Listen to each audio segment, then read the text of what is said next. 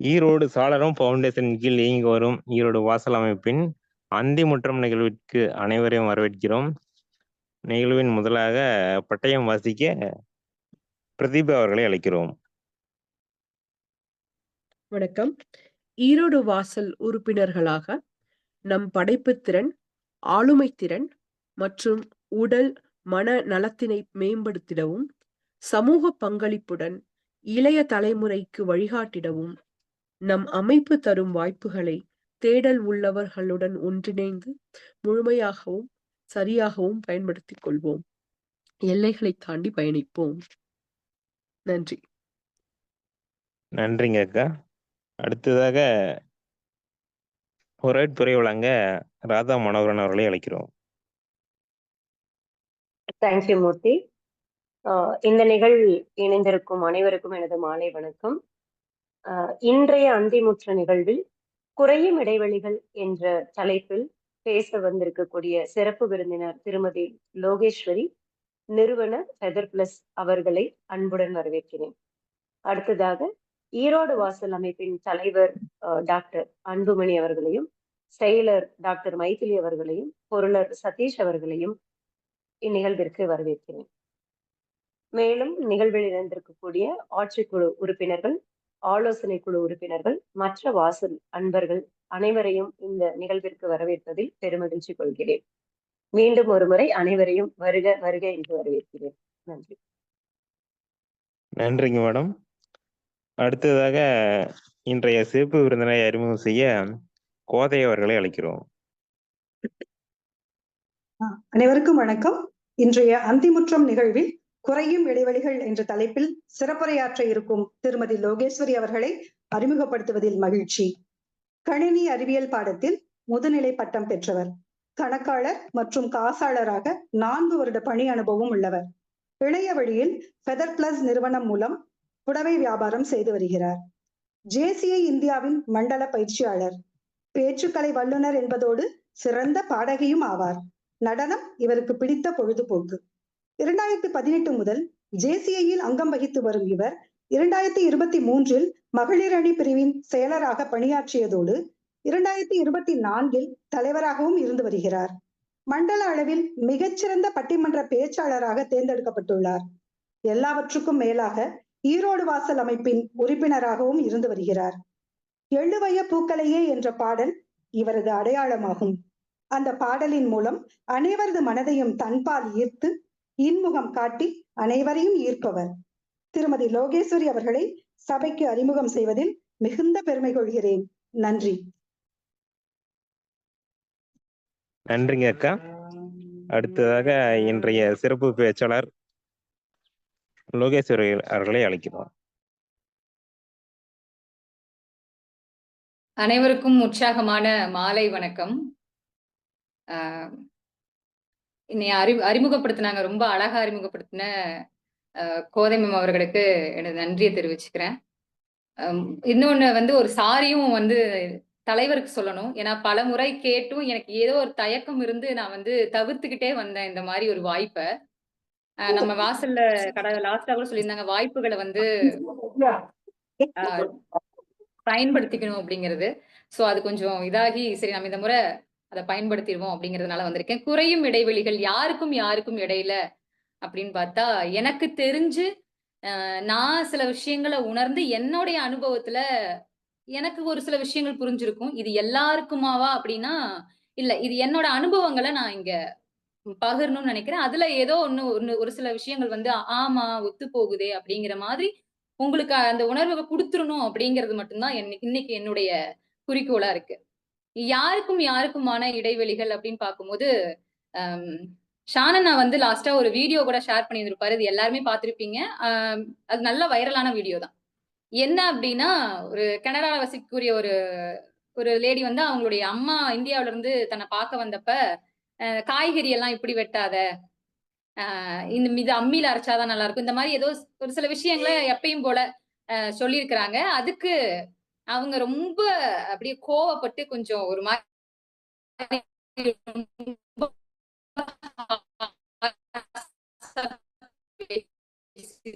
சொல்லியிருப்பாங்க. இதை எல்லாருமே பார்த்திருப்பீங்கன்னு வந்து அவங்க என்ன சொல்லியிருப்பாங்கன்னா, அங்க வச்சு இதெல்லாம் சொல்லக்கூடாது அப்படிங்கிற மாதிரி இன்னும் கொஞ்சம் கடுமையாவே அதை வந்து சொல்லியிருப்பாங்க.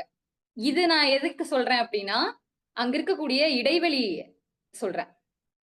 இந்த இடைவெளிக்கு காரணம் என்ன அப்படின்னு நான் ஃபர்ஸ்ட் யோசிச்சுட்டு இருந்தேன். அம்மா மகளுக்கான இடைவெளிக்கு காரணம் என்னன்னு நான் என்னுடைய வாழ்க்கையில உணர்ந்தது என்ன அப்படின்னா, அம்மா வந்து பெற்றோரா தன்னை நிரூபிக்கிறதுக்காக அம்மா வந்து போராடிக்கிட்டே இருக்கிறாங்க. என்னோட வளர்ப்பு மாதிரி எதுவுமே இல்ல. என் பிள்ளைங்க என்ன மாதிரி வளர்க்கணும்னு எல்லாரும் சொல்லணும். நாங்க எங்களுடைய உணர்வுகள், நாங்க என்ன நினைக்கிறோங்கிறதெல்லாம் தாண்டி பெற்றோர்களா அவங்க அவங்கள நிரூபிச்சுக்கிறதுக்கு நிறைய போராடினாங்களோ, எனக்கு முன்னாடி என்னோட அம்மாவாகட்டும், அவர்களுடைய அம்மாவாகட்டும் அதை செஞ்சுட்டு இருந்தாங்களோ அப்படின்னு எனக்கு தோணுச்சு.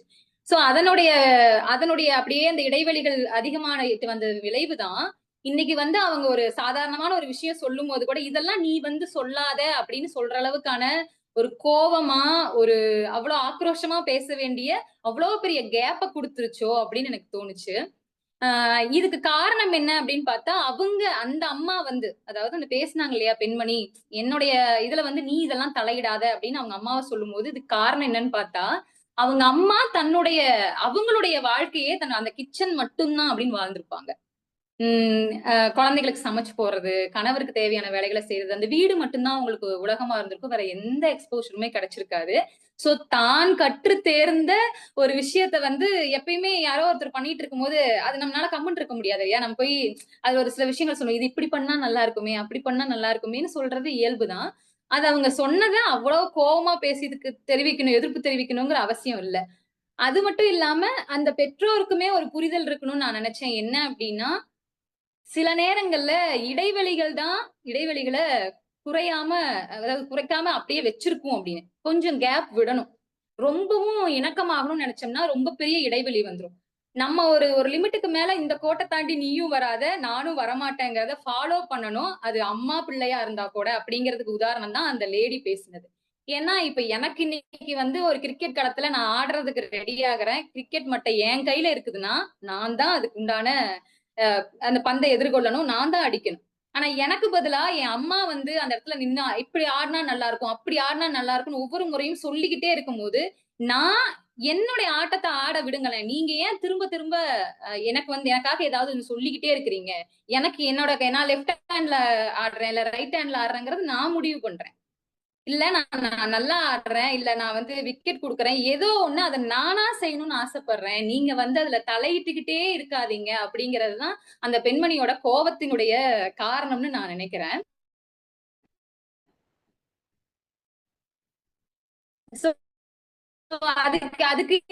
அதுதான் சொல்றேன். கொஞ்சம் இடைவெளிகளை நம்ம குறைச்சிடலாம். பிள்ளைகளுடைய எல்லா இடத்துலயுமே நாம தான் சின்னதுல இருந்து எப்படி கைப்பிடிச்சு கூட்டிட்டு போறாங்களோ அதே மாதிரி எல்லா இடத்துலயும் என் பிள்ளைக்கு நான் தான் சொல்லிக் கொடுக்கணும், நான் தான் பாத்துக்கணுங்கிற மாதிரி கடைசி வரைக்கும் இருக்க தேவையில்லை அப்படிங்கிறது. ஆனா ஏன்னா அவங்களுக்கு வேற எதுவுமே தெரியாதனால திரும்ப திரும்ப அந்த விஷயங்களுக்குள்ள இன்வால்வ் ஆகிட்டே இருக்கிறாங்க. அவங்களுக்கு அந்த புரிதல் இல்ல.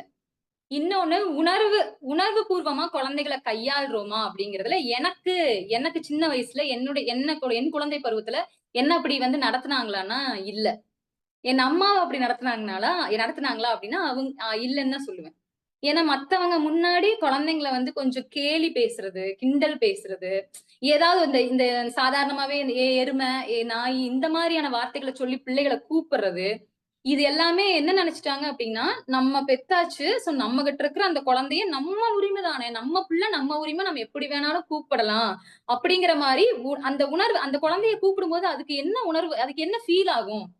அதுக்கும் அவமானமா இருக்கும், அதுக்கும் கோவம் வரும், அந்த குட்டி உசுருக்கும் கோவம் வரும், அவமானமா இருக்கும், அதுக்கும் ரோஷம் வரும். அப்படிங்கறதெல்லாம் எந்த இடத்துலயுமே யோசிக்காம நிறைய விஷயங்களை இதுக்கு முன்னாடி என்னுடைய முன்னாடி சொந்தத்தினர் வந்து பண்ணிட்டே இருந்திருக்காங்க. நீ வரப்போற காலகட்டத்துல சரி நான் இதை அனுபவிச்சுட்டு வந்ததுனால இதை நம்ம செஞ்சிடக்கூடாது ஒரு காலம் அப்படிங்கறதுக்காக சில விஷயங்களை தவிர்க்கிறேன். அவளுடைய உணர்வுகளை கொஞ்சம் கவனிக்க ஆரம்பிக்கிறேன். அதாவது கயலுடைய உணர்வுகளை கொஞ்சம் கவனிக்க ஆரம்பிக்கிறேன். கவனிக்க ஆரம்பிச்சு நான் அவளை நடத்துற விதத்துல அவளுக்கு அது பிடிச்சு போகுது. பதிலுக்கு அவ என்னுடைய உணர்வுகளை மதிக்க ஆரம்பிக்கிறா. சோ இங்கதான் இடைவெளி குறைய ஆரம்பிக்குது. நாங்க ஒரு இணக்கமா ஒரு சந்தோஷமான ஒரு பாண்டிங்ல போக ஆரம்பிக்கிறோம். நம்ம ஜென்ரலா அவங்களுக்கு தோணலாம். ஏன்னா இப்ப வந்து குழந்தைக்கு ஒரு 9 வயசுங்கிறதுனால மேபி அம்மா குழந்தைங்கிற அந்த பாண்டிங் வந்து நல்லா இருக்கலாம். ஆனா அந்த 10 பருவம் அதெல்லாம் தாண்டும் பொழுது அந்த கேப் வந்துரும் அப்படிங்கிற மாதிரி. என்னுடைய குழந்தைக்கு எனக்கு கிடைச்ச அனுபவத்துல என்னுடைய உணர்வுகளை எந்த இடத்துலயுமே புரிஞ்சுக்கலையே அப்படிங்கும் பொழுது நான் வந்து சரி அதை நம்ம குழந்தைக்கு செஞ்சிடக்கூடாது அப்படின்னு ஒரு கட்டம் யோசிச்சு உணர்வுகளை புரிஞ்சுக்க ஆரம்பிக்கிறேன். இன்னைக்கு வந்து குழந்தைக்கு வந்து ஒரு 9 வயசு தான் ஆகுது. இன்னும் வளர வளர இதே இணக்கம் இருக்குமா அப்படின்னா, உணர்வுகளுக்கு மதிப்பளிக்கும் வரை இந்த உறவு வந்து இணக்கமாகவே இருந்துட்டு இருக்கும்ன்றத நான் முழுமையா நம்புறேன். எப்ப நாம வந்து அவங்களோட உணர்வுகளுக்கு மதிப்பளிக்க தவறுறோமோ, எனக்கு எதிர்பார்ப்பும் இருக்கும். என்னுடைய உணர்வுகளையும் என் குழந்தை புரிஞ்சுக்கணும்னு ஒரு கட்டத்துக்கு மேல நானும் எதிர்பார்ப்பேன். அந்த உணர்வுகளை அவளும் சரியா புரிஞ்சுக்கிட்டு நடந்துக்கும் போது அந்த இடைவெளிகள் நிச்சயமா குறையும். இன்னொரு விஷயம் என்னன்னா, உணர்வுகளை புரிஞ்சுக்கிறத தாண்டி நம்பிக்கை அப்படிங்கிறது ஒரு பெரிய விஷயம். அது ரொம்ப பெரிய ஒரு இந்த உறவுகளுக்கு இடையில அந்த இணக்கத்துக்காக ஒரு பெரிய பிளே இருக்கு அப்படின்னு சொல்றேன். அது பெரிய ரோல் பிளே பண்ணுது. என்ன அப்படின்னா, நான் சின்னதா இருக்கும்போது ஒரு இன்சிடென்ட் நடக்குது. பக்கத்து வீட்டுல இருக்கிற ஒரு அக்கா வந்து ஒரு ஸ்கேல கொடுத்து என்கிட்ட என்ன அப்படின்லாம் சொல்லல. இது நீ உனக்கு ரொம்ப யூஸ் ஆகும். இந்த பிள்ளை படிக்கவே மாட்டேங்குது. அவங்க வீட்டுல இருக்கிற ஒரு குழந்தைய சொல்லி இந்த பிள்ளை படிக்கவே மாட்டேங்குது. இந்த ஸ்கேல போயிட்டு நீ என்ன பண்ணு அப்படின்னா அவங்க வீட்டுல ஒளிய வச்சுக்கோ அப்படின்னு சொல்றாங்க. எனக்கு அப்ப வந்து இதை செய்யணுமா செய்யக்கூடாதா அப்படின்லாம் தெரியல. என்னை விட வயசுல மூத்த ஒரு அக்கா, நல்ல பெரிய அக்கா, அவங்க சொல்றாங்க அப்ப நம்ம செஞ்சிடலாம் அப்படின்னு சொல்லி நானும் அதே மாதிரி கொண்டு போய் அரிசி மூட்டை கடையில அந்த ஸ்கேல ஒளிய வச்சுட்டேன். கொஞ்ச நேரம் கழிச்சு அந்த வீட்டுல இருந்து அந்த பிள்ளையினுடைய அவங்க அம்மா வந்து அந்த பிள்ளையை கூட்டிட்டு நம்ம வீட்டுக்கு வந்துட்டாங்க. வந்து அம்மாவுக்கும் அவங்களுக்கும் ஏதோ ஒரு வாக்குவாதம் நடக்குது. அப்ப வரைக்கும் அவங்க எதை பத்தி பேசுறாங்க, எதுக்கு இந்த பிரச்சனைலாம் தெரியல. அம்மா என்ன கூப்பிட்டு நீ ஸ்கேல எடுத்தியா எடுக்கலையாங்கிறதெல்லாம் கேட்கவே இல்லை. முதல்ல ஒரு பலத்த செம்ம அடி ஒண்ணு விழுந்தது. என்னால இப்ப வரைக்கும் மறக்க முடியாது. அடிச்சுட்டு தான் பேச ஆரம்பிச்சாங்க. அடிச்சுட்டு என்ன கேட்டாங்க அப்படின்னு, ஸ்கேல் எடுத்தியா அவ்வளவுதான். எனக்கு அப்போ அது எனக்கு ஸ்ட்ரைக் ஆகவே இல்லை. என்ன கேட்கறாங்க, எதுக்கு அடிச்சாங்க, என்ன கேட்கறாங்க அப்படின்னு நான் அதை நான் திரும்ப எனக்குள்ள நான் கொண்டு வரதுக்குள்ள அடுத்தடுத்து அடி விழுந்துகிட்டே இருக்குது. எடுத்தியா இல்லையா எடுத்தியா இல்லையா அப்படின்னு. அப்புறம் திரும்ப வந்து எனக்கு புரியவே இல்லை. அம்மா எனக்கு நான் எடுக்கலம்மா. ஏன்னா நான் எடுக்கல. எனக்கு ஒருத்தர் கொடுத்தாங்க, நான் அதை வாங்கிட்டு வந்து வச்சிருக்கிறேன். நான் எடுக்கல. என்ன நடந்ததுங்கிறதையும் எனக்கு அந்த இடத்துல சொல்ல முடியல. ஏன்னா என்ன சொல்லவே விடல. அந்த அன்னைக்கு கீழே விழுந்து அந்த கரெக்டா அந்த தென்னை மட்டை ஒண்ணு விழுந்திருந்தது. அந்த தென்னை மட்டை எடுத்து எவ்வளவு முடியுமோ அவ்வளவு சிறப்பா சம்பவம் பண்ணிட்டாங்க. உடம்பெல்லாம் தடுப்பா ஆயிடுச்சு. அழுதுகிட்டே உட்காந்துருக்கேன். அப்புறம் ரொம்ப ஆசுவாசமா வந்து அம்மா வந்து கேக்குறாங்க. என்னையும் அப்படி அழுதையை தேர்த்து நீ எடுத்தியா அப்படின்னு சொல்லி. அப்புறம் நான் சொல்றேன், இல்ல இந்த மாதிரி அந்த அக்கா வந்து கொடுத்தாங்க. என்ன வந்து இங்க வைக்க சொன்னாங்க. நான் வச்சிருந்தேன்.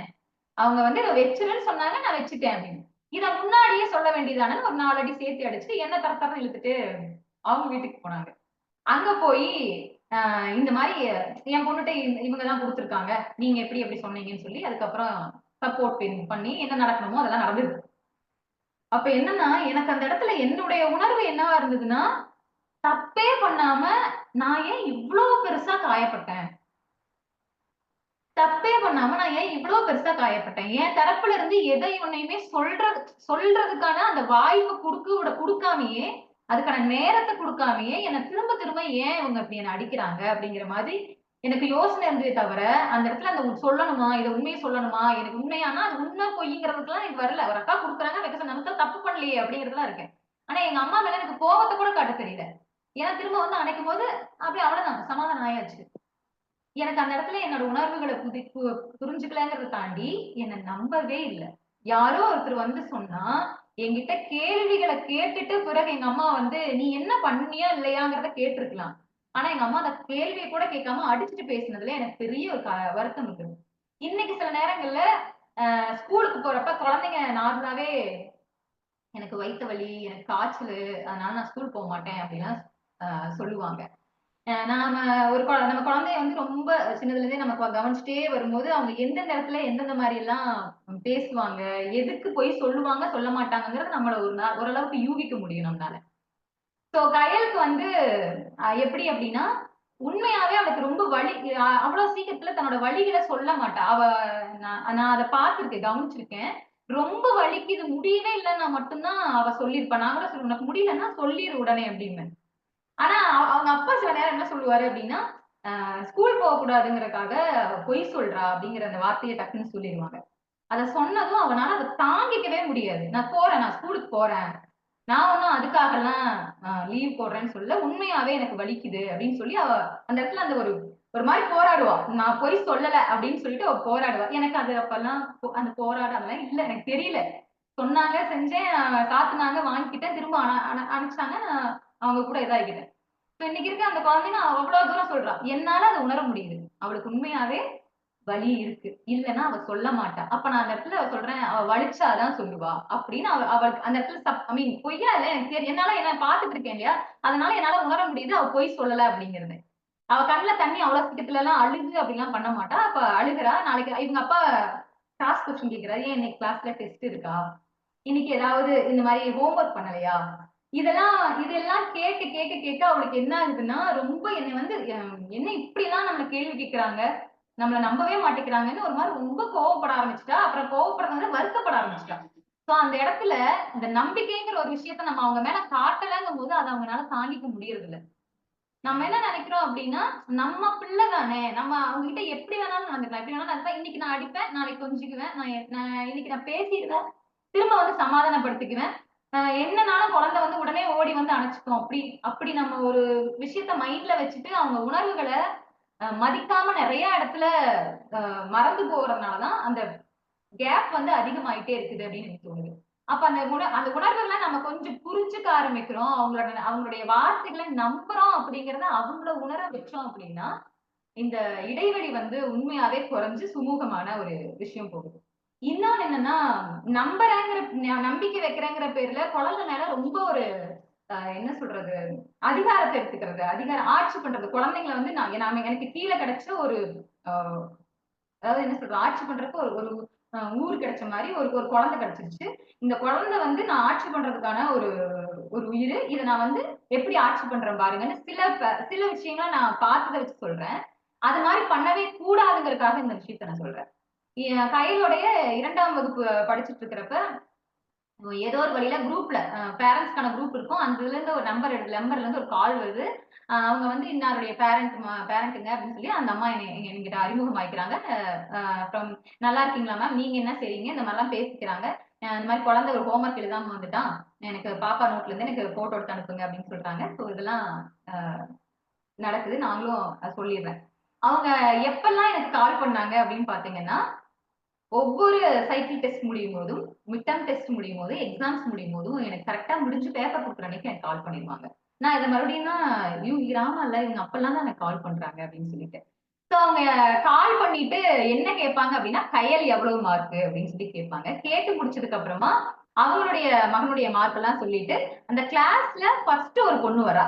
அந்த பொண்ண அந்த பொண்ணோட மார்க் என்னங்கிறதையும் கேட்பாங்க. உங்களுக்கு ஏதாவது தெரியுங்களா அந்த பொண்ணோட மார்க் என்ன அப்படிங்கிறது? எனக்கு அது ஒரு மாதிரி வித்தியாசமா இருந்தது. தான் பிள்ளையோட மார்க்க ஓகே, நீங்க என்னன்றது எனக்கு சரி, நம்ம பேசிட்டு இருக்கோம், என்கிட்ட நீங்க கேட்கறதுங்கிறது ஒரு வகையில நியாயம். சரி, நம்ம அது கேட்கவே கூடாது, என்ன பொறுத்தளவு கேட்க கூடாது. ஆனாலும் வந்து அவங்க கேட்கறாங்க, சரி நம்ம சொல்றோம், அது ஒன்றும் பெரிய விஷயமா எனக்கு தெரியல. அதை தாண்டி கிளாஸ்ல ஃபர்ஸ்ட் எப்பயுமே வந்துட்டு இருக்கிற ஒரு பொண்ணுன்றத பாயிண்ட் அவுட் பண்ணி, அந்த பொண்ணு எவ்வளவு மார்க் எடுத்துக்கிறான்னு உங்களுக்கு தெரியுமா அப்படின்னு கேட்டாங்க. இல்லைங்க தெரியாதுங்க, சாதாரணமா நான் கடந்தாச்சு. நான் 4th ஸ்டாண்டர்ட் வந்துட்டாங்க. 2 குழந்தைங்களும் கிளாஸ் மாறியாச்சு. அதாவது அவங்களுடைய பையன் வேற கிளாஸ் போயிட்டான். கயல் வந்து வேற கிளாஸ் வந்தாச்சு. ஆனா ஃபர்ஸ்ட் ரேங்க் எடுத்துட்டு இருந்த அந்த பொண்ணு வந்து அந்த பையனுடைய கிளாஸே போயாச்சு. திரும்பவும் எக்ஸாம்ஸ் வருது. பேப்பர் கொடுக்குற அன்னைக்கு அந்த அந்த லேடி வந்து எனக்கு கால் பண்றாங்க. கால் பண்ணிட்டு அவங்க என்ன கேட்டாங்க அப்படின்னா, கையில எவ்வளவு மார்க் ஆஸ் யூசுவல் எல்லாம் கேட்டு அவங்க பையனுடைய மார்க்கையும் சொல்லிட்டு, கிளாஸ்ல வந்து இவன் எப்பயுமே செகண்ட் தேர்டு தான் வர்றான், ஃபர்ஸ்ட் வரதே இல்ல அப்படின்னு ரொம்ப வருத்தப்பட்டாங்க. வருத்தப்பட்டுட்டு அந்த ஃபர்ஸ்ட் மார்க் எடுக்கிற பொண்ணை பத்தி இவங்க பேச ஆரம்பிச்சதுமே, ஏற்கனவே எனக்கு வேற இந்த அப்பதான் அந்த அந்த டைம்ல ஒரு 1 இயருக்கு முன்னாடி ஒரு ஃபர்ஸ்ட் தன் குழந்தைய விட அதிக மார்க் எடுத்தாங்கறதுக்காக ஒரு அம்மா செஞ்ச செயல், அது எல்லாருக்குமே தெரியும்னு நினைக்கிறேன். அந்த நியூஸ் வந்து எனக்குள்ள ஒரு பாதிப்பை ஏற்படுத்தி இருந்த நேரம். அவங்க இத கேட்கவும் எனக்கு அதெல்லாம் ஸ்ட்ரைக் ஆகி எனக்கு ரொம்ப பெரிய ஒரு மாதிரி அவங்க மேல ஒரு பெரிய கோவமே வந்துருச்சு. உங்க பையன் எவ்வளவு மார்க்குங்க அப்படின்னு. எல்லாத்துலயுமே 90க்கு மேல. 90க்கு மேலங்கிறது ரொம்ப நல்ல மார்க் தானுங்க. அதை ஏங்க நீங்க பார்க்கவே மாட்டேங்கிறீங்க? அந்த ஃபர்ஸ்ட் மார்க் இருக்கிற பொண்ணோட மார்க்கையே இவ்வளவு தீவிரமா தேடிட்டே இருக்கிறீங்க. இவன் ஒரு நல்ல ஒரு மார்க் எடுத்திருக்கான்ல, அதுக்கான அப்ரிசியேஷனை ஃபர்ஸ்ட் கொடுங்க அப்படின்னு சொல்லி கொஞ்சம் ஃபோர்ஸா பேசிட்டு அன்னையில இருந்து அவங்க என்கிட்ட பேசுறது இல்ல. எனக்கு என்னன்னா இந்த கம்பேரிசன், இவனுக்கு உண்டான ஒரு இதை அவன் கொடுத்துக்கிட்டே இருக்கான். அதுக்கு அவங்க அம்மானால அப்ரிஷியேட் பண்ணவே முடியல. நீ ஏன் அந்த ஃபர்ஸ்ட் பிளேஸ்க்கு வரலங்கிறத அவங்க திரும்ப 3ல ஃபர்ஸ்ட் 3க்குள்ள வந்துடுற, ஆனா ஃபர்ஸ்ட்க்கு வந்துரு, அந்த ஃபர்ஸ்ட்க்கு வந்துருன்னு சொல்லி கொடுக்குற ப்ரெஷர் அப்படிங்கிறது வந்து எனக்கு அதுவுமே அவங்கள விட்டு விலகி போறதுக்கான எல்லா காரணங்களாவும் அமைஞ்சுக்கிட்டே இருக்கும். பெத்தவங்க கிட்ட இருந்து இந்த குழந்தை அம்மா கிட்ட இருந்து கொஞ்சம் விலகி இருந்துக்கணும். ஐயோ அம்மாவுக்கு வந்து நம்மளை தாண்டி என்னோட இதை தாண்டி அவங்களுக்கு வேற ஏதோ ஒண்ணு பெருசா தெரியுதுங்கிற ஒரு ஃபீலை நம்ம கொடுக்க கூடாது. குழந்தைங்களுக்கு அவங்க என்ன ஃபீல் பண்றாங்க அப்படிங்கறத வார்த்தைகளால விவரிக்க தெரியாது. ஆனா அவங்க உணர்வாங்க. எல்லாத்தையுமே, நல்லது கெட்டது எல்லாத்தையுமே உணர்வாங்க. இதை வச்சு இதை ஏன் இது எப்படி உன்னால இவ்வளவு கரெக்டா சொல்ல முடியும் அப்படின்னு நீங்க உங்ககிட்ட ஒருவேளை ஒரு கேள்வி இருந்ததுன்னா அதுக்கு என்னோட பதில் என்னன்னா, எனக்கு 2.5 வயசுல எனக்கு நடந்த ஏதோ ஒரு ஒரு இன்சிடென்ட் இன்னைக்கு வரைக்கும் என் மனசை பாதிக்குது. அப்ப அது எனக்கு மறக்கல, எனக்கு அதை விவரிக்க தெரியல அந்த வயசுல. ஆனா அந்த 2.5 வயசுல நடந்த இன்சிடென்ட் இன்னமும் என்னோட மைண்டுக்குள்ள அது ஒரு ஏதோ ஒரு பயத்தையோ ஒரு ஏதோ ஒண்ணு பண்ணிக்கிட்டே இருக்கு. ஏதாவது ஒரு இன்சிடென்ட், அந்த இன்சிடென்ட் வந்து திரும்ப திரும்ப திரும்ப திரும்ப என்னை ஏதோ ஒண்ணு பண்ணுது. அதனால அந்த அந்த மாதிரி எல்லாத்துக்குமே ஒண்ணு நடந்திருக்கும்ல. எல்லாத்துக்குமே சொல்லல, யாரோ ஒருத்தருக்கு ஒரு சிலருக்கு நடந்திருக்கலாம். அப்படி நடந்திருக்கும் போது நம்ம எது வந்து திரும்ப திரும்ப ஞாபகப்படுத்தினா என்னால வந்து இந்த வார்த்தைகளால விவரிக்க முடியல. ஏன்னா நான் அந்த குழந்தை, எனக்கு அவ்வளவு வார்த்தைகள் போட்டு அந்த விஷயத்த சொல்ல தெரியாது. ஆனா அந்த உணர்வு வந்து எனக்குள்ள இருந்திருக்கு. எனக்கு உணர முடியுது, தப்புன்னு உணர முடியுது, சொல்ல தெரியல. இந்த மாதிரி நம்ம குழந்தைங்க நம்ம கூட கம்யூனிகேட் பண்றதுக்கு நிறைய விஷயங்களை சொல்ல தெரியாது அவங்களுக்கு. ஆனா அவங்க நம்ம என்னென்ன பண்றோமோ அதுக்கான விளைவுகள் எல்லாமே உணர்ந்துகிட்டே இருக்காங்கிறத நம்ம கொஞ்சம் யோசிக்கணும் அப்படிங்கிறதுதான் இந்த குறையும் இடைவெளிகள்ல நான் சொல்லணும்னு நினைச்சது. நீங்க வந்து உணர்வுகளை, மத்தவங்களோட உணர்வுகளை, குழந்தைகள்னு தாண்டி யாரா இருந்தாலுமே எங்கேயுமே நம்ம மத்தவங்களோட உணர்வுகளை சரியா புரிஞ்சுக்க முயற்சி பண்றோங்கிறத ஒரு முயற்சி பண்ண ஆரம்பிச்சோம்னாவே அந்த உறவு உடைஞ்சு போகாம, ரொம்ப விலகி போகாம ஒரு சுமூகமான இடைவெளிக்குள்ள சரியா இருந்துகிட்டே இருக்கும் அப்படிங்கிறது என்னுடைய கருத்து. அதனால முடிஞ்ச அளவுக்கு குழந்தைகளுடைய உணர்வுகளை நம்ம என்னங்கிறது தெரிஞ்சுக்க கொஞ்சம் முயற்சி எடுப்போம் அப்படிங்கிறத குறித்து நான் விடைபெறுகிறேன். நன்றி, வணக்கம்.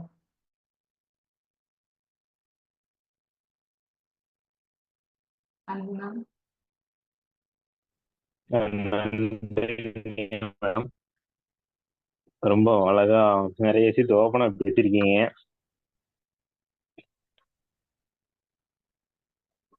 கேக்குதுங்களா? கேக்குதுங்க, மூர்த்தி பேசுங்க. வேற யாராவது ஏதாவது கருத்துக்கள் கேள்விகள் இருந்தா கேட்கலாம், கருத்துக்களை பகிரலாம்.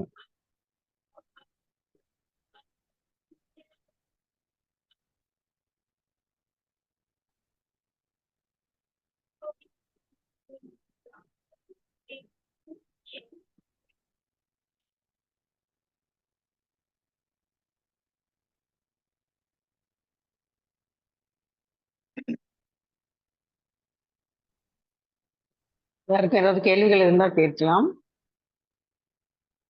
Good evening ma'am. Good evening. Ma'am questions எதுவும் இல்லை, நான் கொஞ்சம் லேட்டாக தான் ஜாயின் பண்ணேன். இப்போ நீங்கள் கடைசியாக சொன்ன ஒரு பாயிண்ட் மட்டும் என் மனசில் நல்லா பதிஞ்சிருச்சு. ஏன்னா இப்போ சின்ன வயசுல எனக்கும் தெரிஞ்சோ தெரியாமலோ அந்த மாதிரி ஒரு டைம் நடந்திருக்கு. என்னால் வந்து என்னோட அம்மா கிட்ட ஷேர் பண்ணிக்க முடியல. ஸோ பட் இப்போ நீங்கள் உங்கள் செஷன் அட்டன் பண்ணும்போது நீங்கள் ஸ்ட்ராங்காக சொன்ன அந்த ஒரு விஷயம் நாளைக்கு எனக்கு ஒரு வேளை பொன் குழந்தை பிறந்தா அந்த குழந்தைக்கு அந்த சுச்சுவேஷன் வராத மாதிரி நான் வந்து கொஞ்சம் பார்த்துக்குவேன். ஸோ அதுக்கு வந்து இந்த செஷன் ரொம்ப யூஸ்ஃபுல்லாக இருந்துச்சுங்க மேம். அருமைங்க அபி. ஆனா ஒரே ஒரு விஷயம் சொல்லணும். நீங்க நம்ம வந்து ஒரு இடத்துல நமக்கு நடந்திருக்கும். ஆனா அத வந்து நம்ம மைண்ட்ல வச்சுக்கிட்டு நம்ம குழந்தைகளுக்கும் அந்த மாதிரி நடந்துருமோங்கிற பயத்துக்கு கொண்டு போக வேண்டாம். நார்மலா சொல்ல வேண்டிய பாதுகாப்பு என்ன, இந்த குட் டச் பேட் டச் பத்தி சொல்லி தரது இதெல்லாம் நீங்க சொல்லித்தாங்க. ஆனா எந்த காரணத்துக்கு கொண்டு அவங்கள பயமுறுத்திடாதீங்க. அதெல்லாம் நம்ம செஞ்சிடவே கூடாது. ஏன்னா நாம வந்து என்னுடைய ஆடை விலகுச்சுன்னா கூட ஐயோ தப்பா பாப்பாங்களோன்னு நம்ம இழுத்து போத்திக்கிற ஒரு சூழல்ல வளர்ந்துருக்கிறோம் அப்படின்னா அவ வந்து இந்த சொசைட்டிய எனக்கு அந்த பிரச்சனையெல்லாம் இல்ல, என்னை சுத்தி நிறைய நல்ல மனுஷங்க இருக்காங்கன்னு சந்தோஷமா எடுத்துக்கிட்டு வாழ்ற அந்த வாய்ப்பு அவளுக்கு கிடைக்குதுன்னா அவ அப்படியே என்ஜாய் பண்ணிட்டு அவ அப்படி இருக்கணும் அந்த குழந்தை. சோ அதுக்கு நம்ம ஒரு முன்னாடியே வந்து அதை இதையும் சொல்லி நம்ம அவங்கள வேற மாதிரியான ஒரு சூழலையோ யோசிக்கிற மாதிரியோ நம்ம பண்ணிடக்கூடாதுங்க. கண்டிப்பாங்க மேம், ஷியோர். இந்த டிப்ஸும் நான் கண்டிப்பா எடுத்துக்கிறேன். தேங்க்யூ. Thank you ma'am.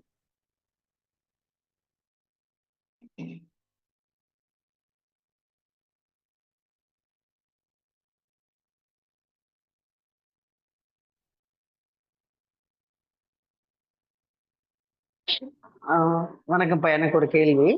இப்போ நீங்க சொன்னீங்க இல்லையா? எனக்கு வந்து சின்ன வயசுல இருந்தது மறக்க முடியாம இருக்குது. அதனால தான் வந்துட்டு நான் இந்த மாரி ஆ நடந்துட்டேன்னு. இப்போ வந்து இப்ப கையல் வந்து நல்லா ரிசீவ் பண்ணிக்கிறா அப்படிங்கிற மாரியா இப்போ அதனால? மேம் இன்னொரு கேள்வி கேளுங்க மேம். இல்ல இப்போ சின்ன வயசுல உங்களுக்கு ஏற்பட்டதுனால தான் நான் வந்து இந்த மாரி அப்படி இருக்கக்கூடாது. நான் வந்து குழந்தைக்கு வந்து முதல்ல இருந்தே கொஞ்சம் அவளுக்கு வந்து ஓப்பன்னஸ் குடுக்கணும். பயமுறுத்தக்கூடாது அப்படின்னு சொன்னீங்க இல்லையா? ஸோ அந்த மாரிலாம் இப்ப கையலோட இது எப்படி இருக்குது? அவளோட மேம் கயல வந்து நான் பயமுறுத்த மாட்டேன். ஆனா சில விஷயங்கள நான் கொஞ்சம் சொல்லுவேன். நான் என்ன சொல்லியிருக்கேன்னா, நீ அம்மா வந்து உனக்கு ரொம்ப பெரிய நம்பிக்கைக்குரிய ஆள். நீ அம்மா கிட்ட என்ன வேணா சொல்லலாம்.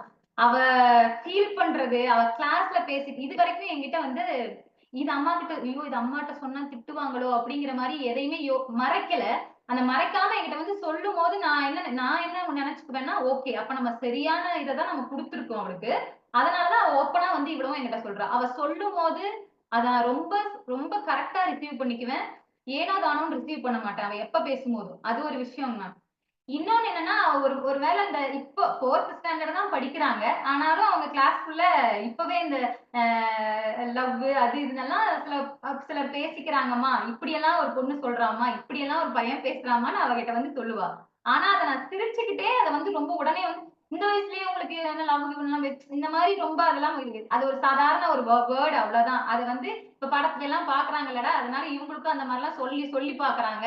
இவங்களும் அதே மாரி தான் பேசிக்கிறாங்கடா, காமெடிடான்னு சொல்லி அவளும் சேர்ந்து என் கூட சேர்ந்து அத ஒரு ஃபன்னா எடுத்துட்டு சிரிச்சுட்டு போயிருவா. அத வந்து ஒரு ஒரு முக்கியமான ஒரு விஷயமா மாமா அப்புறம் இந்த மாரி ஒரு பொண்ண வந்து இன்னொரு பையன் கூட அதாவது நாங்க 10th 12th எங்களுக்கு நடந்ததெல்லாம் இன்னைக்கு 4th ஸ்டாண்டர்ட்ல நடக்குதுங்க மேம் ஆக்சுவலா. அவ சொல்லுவா ஒரு ஒரு பாய வச்சு அந்த பாய் பேரும் கேர்ள் பேரும் சேமா இருக்கறனால 2 பேரையும் வச்சு ஓட்டுறாங்கம்மா. இவங்கலாம் இப்ப நான் 4th ஸ்டாண்டர்ட்லயே இதெல்லாம் பேசுறாங்க. சோ அவ அது சொல்லும்போது நான் வந்து அத ரொம்ப கண்ணா ஒருவேளை இப்ப உன்ன அந்த மாரி ஏதாவது சொன்னா நீ என்னடா பண்ணுவ? அப்படின்னு சும்மா நான் அப்படி சாதாரணமா தான் கேட்பேன். அவன் கிடக்குறான் லூசுன்ட்டு போயிருவான்மா அப்படின்னு அவ ரொம்ப கேஷுவலா சொன்னா, எனக்கு அதுதான் வேணுமா இருந்தது. அதே அந்த கிளாஸ்ல இன்னொரு குழந்தை என்ன பண்ணியிருக்கான்னா, அத வந்து ரொம்ப பெரிய விஷயமா எடுத்துக்கிட்டு என்ன தப்பா சொல்றாங்க. ஏன்னா, அவங்க வீட்ல அந்த விஷயம், ஐயோ! இப்படிலாம் பேசினா ரொம்ப தப்புன்னு பயமுறுத்தி வச்சிருந்ததன் விளைவா என்னன்னு எனக்கு தெரியல. அந்த குழந்தை வந்து ரொம்ப அழுது, திரும்ப திரும்ப இதே மாரி என்ன பேசுறாங்கன்னு அழுது ரொம்ப ஒரு மாதிரி ஆகுறத என்கிட்ட வந்து சொல்லியிருக்கா. பாவம் அவ அழுதுகிட்டே இருக்கா. எல்லாரும் இதே சொல்றாங்க. இப்படி பண்றது தப்புங்கிறதும் அவளுக்கு தெரியுது. ஒருவேளை தன் மேல அது வந்துச்சுன்னா, அத வந்து நடக்கலாம் அப்படின்ட்டு அத சாதாரணமா எடுத்துக்கிற அளவுக்கு ஒரு ஒரு பக்குவம் இருக்கு. பரவாயில்லையே அப்படிங்கிற அளவுக்கு நான் இது பண்றேன். ஆனா இது வந்து இன்னைக்கு இருக்கிற இதுல அவ இப்படி சரியா இருக்கிறா. இனி வளரும்போது இது மாறலாம். ஆனா அதுக்கு உண்டான ஒரு ஒரு துணையா நம்மளும் இருந்து அவளுக்கு கைட் பண்ணணுங்கிறதுல நான் கொஞ்சம் தெளிவா இருக்கேன். ஓகேப்பா. அருமை, அருமை. அ வேற யாருக்காவது ஏதாவது கேள்விகள் இருக்கா இதுல?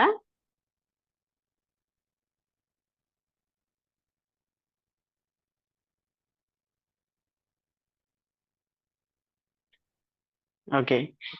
ஸோ இன்னைக்கு நம்முடைய அந்தி முற்றத்துல வந்து குறையும் இடைவெளிகள் அப்படிங்கிற தலைப்புல மிகவும் அழகாக தனக்கும் தன்னுடைய தாய்க்குமானது சில நிகழ்ச்சிகள் எப்படி இருந்தது, அது தன்னை எந்த அளவுக்கு வந்து பாதித்தது, அப்போ தன்னுடைய குழந்தைக்கும் அதே போல இருக்கக்கூடாது அப்படிங்கறதுனால குழந்தையோடு ஒன்றி அவங்களுடைய மனநிலை புரிஞ்சுக்கிட்டு இருக்க வேண்டியது ஒரு தாயோட கடமை. கண்டிப்பாக அந்த மாதிரி இருக்கும்போது அதுவும் முக்கியமாக வந்து நம்ம ஒரு நம்பிக்கையை குழந்தைகளுக்கு கொடுத்தோம் அப்படின்னு சொன்னா என்ன சொன்னாலும் நாம வந்து கண்டிப்பா குழந்தையுடைய பேச்சை நம்ம கேட்கறதுக்கு நம்முடைய காதுகள் தயாராக இருக்கும். கண்டிப்பா அவங்கள திட்ட மாட்டோம், அடிக்க மாட்டோம் அப்படிங்கிற ஒரு உறுதியான நிலைப்பாடு நம்ம கிட்ட இருந்துச்சு அப்படின்னு சொன்னா, குழந்தைங்க வந்து நம்ம கிட்ட எல்லா விஷயங்களையும் தினமும் மாலை வந்த உடனேயே பகிர தொடங்கிருவாங்க அப்படிங்கும்போது, குழந்தைகள் கண்டிப்பாவே ஒரு சேஃபான ஜோனுக்கு போயிடுறாங்க அப்படின்னு தான் அர்த்தம். ஸோ அப்பதான் அந்த இடைவெளிகளும் முதல் தலைமுறை இருந்த இடைவெளிக்கும், இப்ப இருக்கக்கூடிய இடைவெளியும் வந்து குறைகிறது அப்படிங்கிறத நம்ம ரொம்ப அழகாக தன்னுடைய அனுபவத்தின் மூலமாக நம்ம கிட்ட இன்றைய பேச்சாளர் லோகேஸ்வரி அவர்கள் சொல்லியிருக்கிறாரு. அவருக்கு மிக அழகான இந்த உரைக்காக வாழ்த்துக்கள். ஒரு ஒரு சொல்லுங்க. விஷயம் மட்டும் கடைசியா சொல்லுங்க. சொல்லிக்கணும். ஏன்னா இத நான் சொல்லாம விட்டுட்டேன்னா திரும்ப எனக்கு தூக்கம் வராதுங்க அதனால. Okay, okay. சொல்லுங்க. இதுல வந்து நான் என்னுடைய அம்மாவ சொல்லி சொன்னேன். நான் அதாவது ஒரு குறிப்பிட்ட இதுக்கப்புறம் எனக்கு சில எக்ஸ்போஷர்லாம் கிடைக்குது. எல்லா மனிதர்களையும் பார்க்கிறோம். நாம மத்தவங்களோட உணர்வுகள புரிஞ்சுக்க ஆரம்பிக்கும் பொழுது, என் அம்மா ஏன் அப்படி இருந்தாங்கங்கிற கேள்விக்கு ஒரு ஒரு பதிலா நான் என்ன யோசிக்கிறேன்னா, அவங்களுக்கு எஜுகேஷன் கிடையாது. அவங்களுக்கு கிடைக்கல. எஜுகேஷன் கிடைக்கலன்னா என்ன, குழந்தைங்க கிட்ட இருந்து இந்த மாதிரி எல்லாம் இருந்திருக்கலாமேன்னு தோணும். ஆனா இல்ல. ஏன்னா அவங்க வளர்ந்து வந்த விதம் தான் அதுக்கு காரணம். அதனால முழுக்க முழுக்க இது வந்து அவங்க எல்லாம் எதுவுமே செய்யாம விட்டாங்க. அவங்களுக்கு வந்து மத்த எல்லாமே கொடுப்பாங்க. நமக்கு ஒண்ணு துடிச்சு போறது இது எல்லாமே நடக்கும். ஆனா எனக்குள்ள என்ன நடக்குதுங்கிறத மட்டும்தான் அவங்களுக்கு பார்க்க தெரியல. அத ஒரு விஷயமாவே அவங்க நினைக்கல. அது அவங்க தவறு இல்ல. ஆனா அந்த தவறு இல்லாத ஒரு தாய் திரும்ப வந்து இப்ப என்னோட லைஃப்ல வந்து இந்த என்ன சொல்றேன், என் கிச்சன்ல வந்தோ இல்ல எதுலயாவது வந்து அவங்க உலகமா நினைச்ச கிச்சன்ல நடக்கிறதெல்லாம் இங்க வந்து என் பொண்ணு இப்படி வச்சிருக்கணும் அப்படி வச்சிருக்கணும்னு சொல்லும் போது நான் ஒரு லேடியோட வீடியோ சொன்னேன் இல்லைங்களா, அவங்க எவ்வளவு மோசமா அவங்க பேசியிருந்தாங்க அப்படின்ட்டு. இந்த இடத்துல கூட நம்ம திரும்பவும் நம்மளுடைய அம்மாவுடைய உணர்வுகளையும் கொஞ்சம் நமக்கு பக்குவம் வந்துருச்சுன்னா அவங்க உணர்வுகளையும் நம்ம புரிஞ்சுக்கிட்டு அந்த இழந்த கொஞ்சம் இதையெல்லாம் கொஞ்சம் மறுபடியும் இறுக்கி பிடிக்கிறதுக்கான வாய்ப்புகள் இருக்குது அப்படிங்கறதையும் நான் தெரிவிச்சுக்கிறேங்க மேம். நம்ம இந்த இடத்துல அம்மா ரோல் எடுத்துக்கலாங்க மேம், தப்பு இல்லை. கண்டிப்பாக, கண்டிப்பாகப்பா. அதுதான் அந்த தலைமுறை இடைவெளிகள்ங்கிறது. இப்ப குறையும் இடைவெளிகள்ங்கிறது இதையும் சேர்த்துக்கலாம். இப்ப நம்முடைய தாயை நாம சரியா புரிஞ்சுக்கிறோம் அப்படிங்கிற அந்த இடைவெளி குறையுதுங்கிறதையும், நம்முடைய மகளை அடுத்த தலைமுறையும் நம்ம புரிஞ்சுக்கிறோம் அப்படிங்கிறது, இப்ப இருக்கக்கூடிய இந்த தலைமுறை வந்து முன்னாள் தலைமுறைக்கும், அடுத்து வரக்கூடிய தலைமுறைக்கும் ஒரு பாலமாக இருக்கிறாங்க அப்படிங்கிறத நம்ம குறையும் இடைவெளிகள் அப்படிங்கிறது புரிஞ்சுக்க முடியுது. சோ அந்த கண்ணோட்டத்துல நீங்க புரிஞ்சுக்கிட்டதுக்கும் கண்டிப்பாக அம்மாவை புரிந்து கொண்டதற்கும் வாழ்த்துக்கள். சோ அழகாக உங்களோட அனுபவத்தோட சேர்ந்து இந்த உரையை கொடுத்திருக்கீங்க. ஆக்சுவலா குழந்தைகளை வச்சிருக்கக்கூடியவங்க எல்லாருமே வந்து இது யோசிக்கக்கூடிய ஒரு விஷயம். ஏன்னா இந்த காலத்திலயுமே இவ்வளவு புரிதல்கள் வந்தப்பவுமே கூட இன்னும் குழந்தைகளை நம்பாம எடுத்த உடனே அவங்கள அடிக்கிறதோ இல்ல வார்த்தையால காயப்படுத்திட்டு அதுக்கப்புறம் தான் கேள்வி கேட்கறது, இல்ல அவங்க சொல்றதுக்கு காது கொடுக்கறது நிறைய பேர் இருக்காங்க. முதல்ல நம்ம குழந்தைங்களை பேச விட்டுட்டு அதுக்கப்புறம் என்ன அப்படின்னு சொல்லி இது பண்ணோம்னா அவங்க நம்ம நம்ப ஆரம்பிச்சிட்டோம்னு சொன்னாவே குழந்தைங்க வந்து அதுக்கப்புறம் முதல்ல போய் சொன்னா கூட பின்னாடி வந்து அவங்க கண்டிப்பா உண்மையை சொல்ல ஆரம்பிச்சிருவாங்க. அது ஒரு ஆரோக்கியமான விஷயமா இருக்கும். இது பெரிய ஒரு மெசேஜ் இன்னைக்கு சொல்லியிருக்கீங்க அப்படின்னு தான் சொல்லணும். சோ வாழ்த்துக்கள் அதற்காக. இன்று இந்த அந்திமுற்றம் நிகழ்வில் இணைய வழியில் இணைந்த அனைத்து நல்ல உள்ளங்களுக்கும் நன்றி பகிர்கிறேன். அதே போல வரவேற்புரை வழங்கிய ராதாமனோகரன் அவர்களுக்கும், வாசல் பட்டயம் வாசித்த பிரதீபா அவர்களுக்கும்,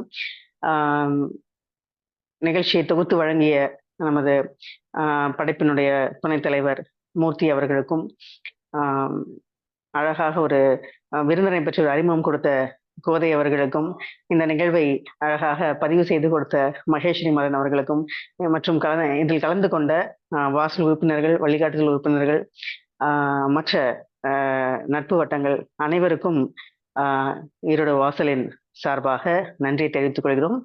அடுத்த அந்திமுற்றம் நிகழ்வில் மீண்டும் இணைய வழியில் அனைவரையும் மீண்டும் சந்திப்போம் என்று கூறி விடைபெறுகிறேன். நன்றி, வணக்கம்.